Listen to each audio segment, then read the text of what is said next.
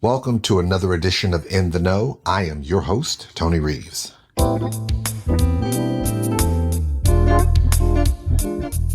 want to talk to you today about preparing yourself for the shock of being out on your own.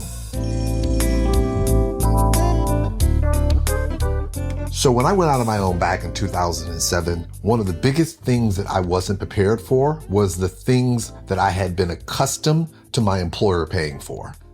I mean, if you stop and you think about it, when you're working for an employer, especially if you're a salaried employee, you're used to paid sick leave. You're used to paid time off for family leave. You're used to paid time off for vacations. You're used to unemployment compensation. You're used to workers' comp. You're used to a salary. There are so many things that you're used to. You're used to insurance. But then all of a sudden, when you decide that you are going to open up your own business, the shock hits you. And I can tell you it hit me.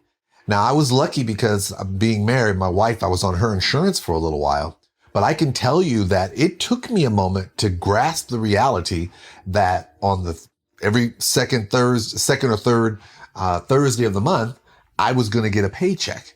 It kind of shook me to realize that now I had to be mindful of my insurance. I realized that on days that I did not work, I wasn't going to get paid. Yeah, it was great to be in control and have my own business and do whatever I wanted to do. But when you start to realize your bottom line is affected by what you do, you start to look at things different. The other thing that was a shock was the reality is that those times off meant that I was still going to get paid regardless of whether I did the work or not. If I'd earned my time off for personal leave or for sick leave, guess what? I was still going to get paid if I got sick. If I decided to go on a vacation, I was still going to get paid. But when you now find yourself working for yourself, your time becomes more valuable and you start to realize certain things fairly quickly. And one of the things you probably learn the fastest is that if you don't work, you don't eat.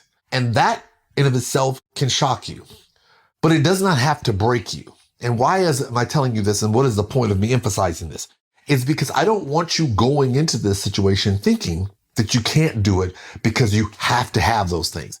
Let me just tell you this, and this is not trying to be nasty or disrespectful. Not everybody's built for the self-employed situation. We're just not. Not saying that you don't have the ability to do it, but some people, and there's nothing wrong with it, want the security of having an employer take care of all those things. And there is nothing wrong with that. But if you're going to go out on your own, you're going to have to recognize and learn quickly that all of the things that have normally been covered by someone else, you're going to have to cover those things. But here's the thing that's great about it. You can cover them. There are plenty of places that you can go. You can look into your Chamber of Commerce. You can look into the Small Business Administration. You can work with other colleagues in the same field that you're dealing with who can give you guidance as to what you can and you can't do. There are resources that can teach you how to do it. And guess what? When you start evaluating your time, you start realizing, okay, guess what? That hour and a half long period I used to take for lunch when I worked for my employer and they were paying for me, I can only do 30 minutes. I need to get up a little bit earlier so I can get what I need done because the people I'm trying to go after tend to work at this particular point in time. You start realizing that maybe your customer base is active between 8 and noon. So from 1 to 5, you're doing other things in preparation for the 8 to noon. You start learning very quickly how to effectively manage your time when you realize that you have to use your time in order to make sure you get fed. So I say this, and this is the point that I want you to glean from this.